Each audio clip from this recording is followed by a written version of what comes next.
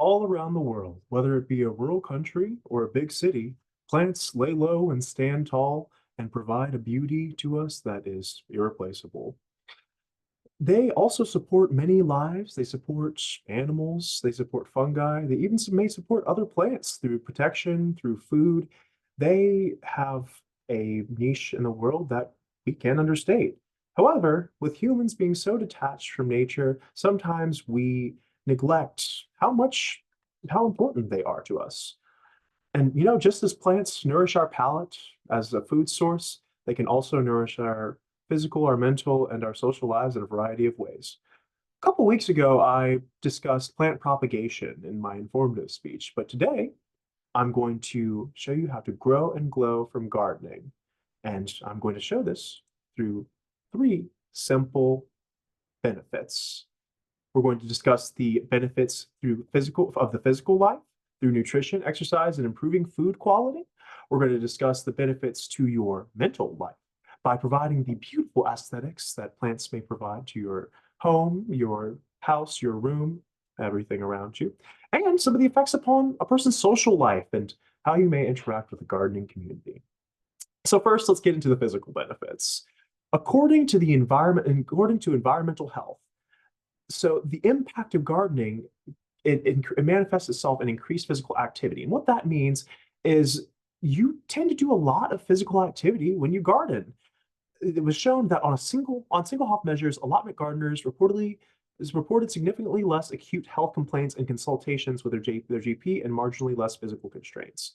So I actually used to work at a nursing home as a landscape guy, and we had little gardens back there that we'd help tend to, and all of the members of the nursing home who worked in those gardens were just much more active. They were much happier. They were much more able to do things.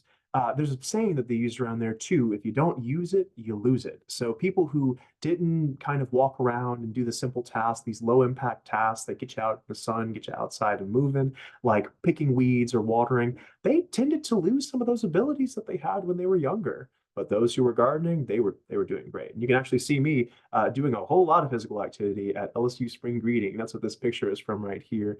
We planted a whole bunch of plants, and it was a hot day too, so it was a lot. So not only are you growing a whole other life in gardening and growing plants, you're growing with it.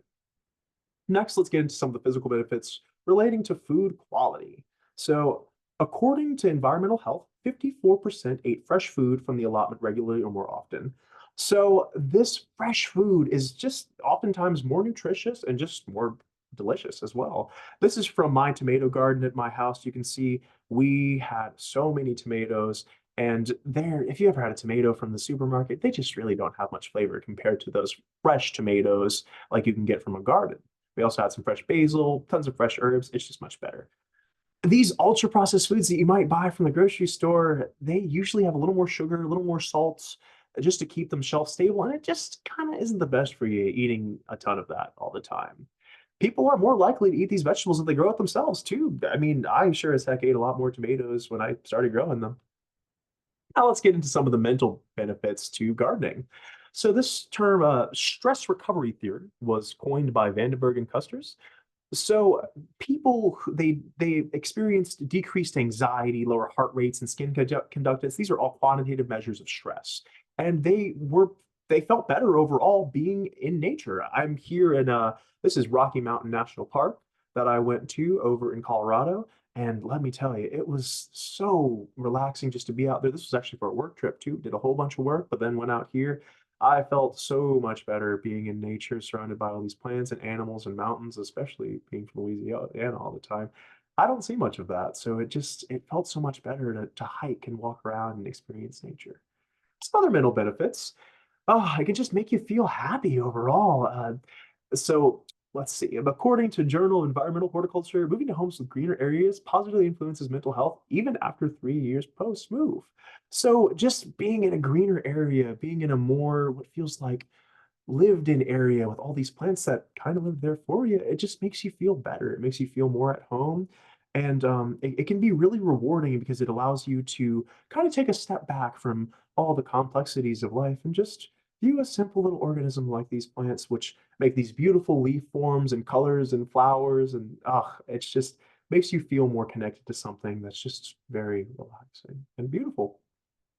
And I say tomatoes, I mentioned tomatoes here as a staple crop. They just grow so well. They're a little tricky to get started, especially around here, but once you get them going, they really give a ton of rewards.